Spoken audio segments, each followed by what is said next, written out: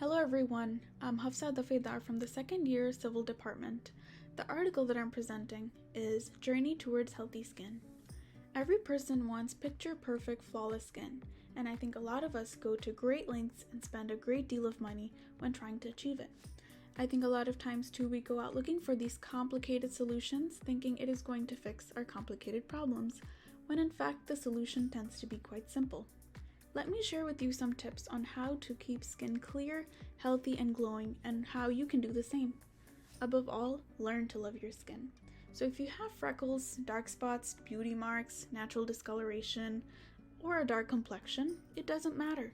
Own it. It's you, and therefore it is beautiful. So focus on the things that you can change and honor the things that you can't. Number 1, nutrition is the key.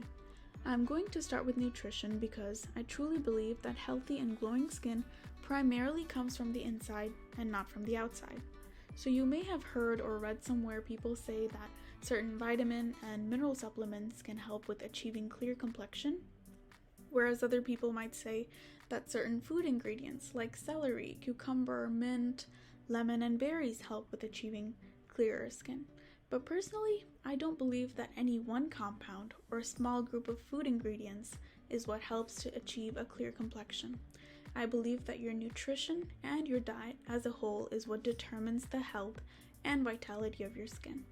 So the more wholesome plant-based foods that you eat, the clearer your skin will be.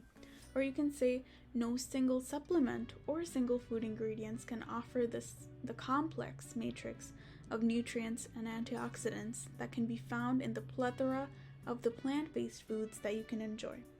Does that mean you need to be extreme about it?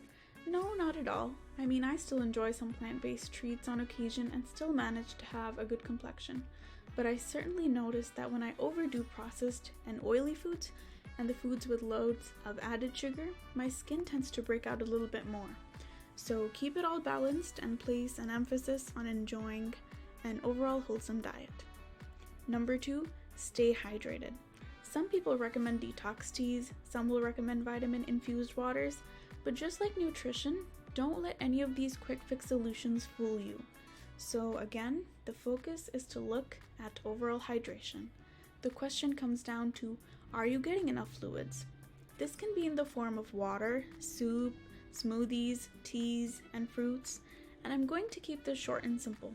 If you don't think you are staying hydrated enough, making sure that you do is certainly going to help you in your journey towards achieving clear skin. Number 3, maintain gut health. Most beauty care manufacturers will try to convince us that our skin issues are as a result of an isolated external problem that can be easily remedied with some kind of lotion or product that they sell. And I'm sorry, I just don't buy it because, like I said before, I truly believe that healthy and glowing skin primarily comes from within.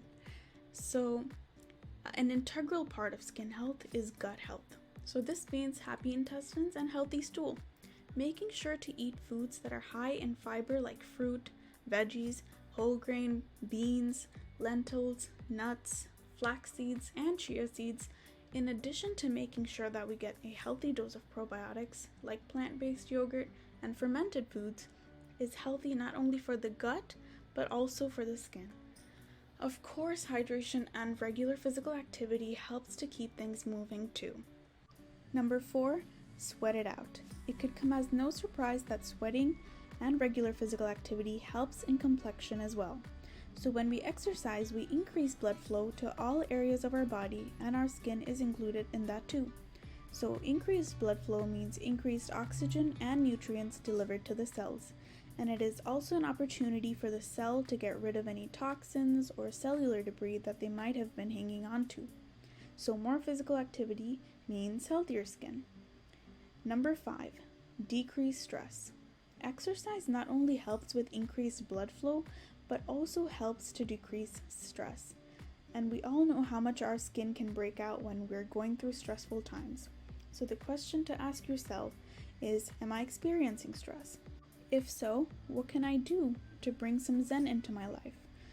For me, it is usually time spent in the nature and time spent with family and friends, some kind of self-care rituals, or a cup of warm tea.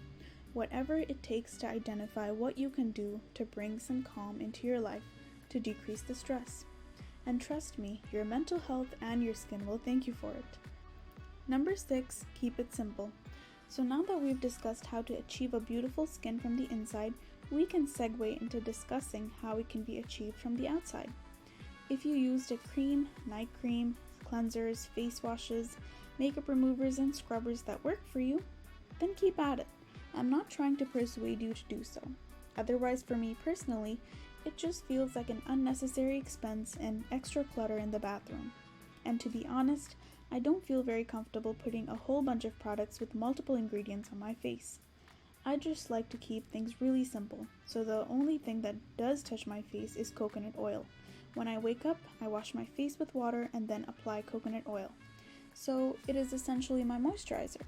If I wore makeup that day, in the evening, I'll wash off as much of the makeup as I can with water first and then apply coconut oil to a cotton pad and use it to remove the makeup. So coconut oil serves both as a moisturizer and makeup remover. Number 7, give it time. All good things take time, so don't mind quick fix solutions or expect overnight results. And remember that consistent practice is key. So when I transit from using my day and night creams to using coconut oil, it did take a while for my skin to adjust. At first it got too oily, then I noticed little bumps on my skin, and then it got too dry before it finally found equilibrium. So if you've gotten into a new routine or you're using new products, give it time, and in a few weeks you'll start to notice a change in your complexion. Number 8, gentle exfoliation. This one you want to make sure not to overdo both in frequency as well as in pressure. So I like to exfoliate every 2 to 3 days or so with an exfoliation cloth. Gently massage and scrub to remove any dead skin or debris. Number 9, let it breathe. I'm forever grateful to my mama who taught me at a very young age not to wear makeup on my face. She told me how my skin looked naturally because wearing foundations and powders would only create a dependency of sorts, making me feel less beautiful on days when I wasn't wearing it because I would become so used to it. So don't get me wrong, I do wear foundation sometimes, but I keep it only to special occasions, not as part of my daily routine. I want to let my skin and pores breathe, and I find that when I do wear foundation, it results in at least a pimple or two, which then warrants wearing foundation again to cover it up, and then it becomes a vicious cycle. Now, like I said in recommendation number 1, I want to honor my blemishes and beauty marks, or I would say my perfect imperfections. I'm not covering any of that up.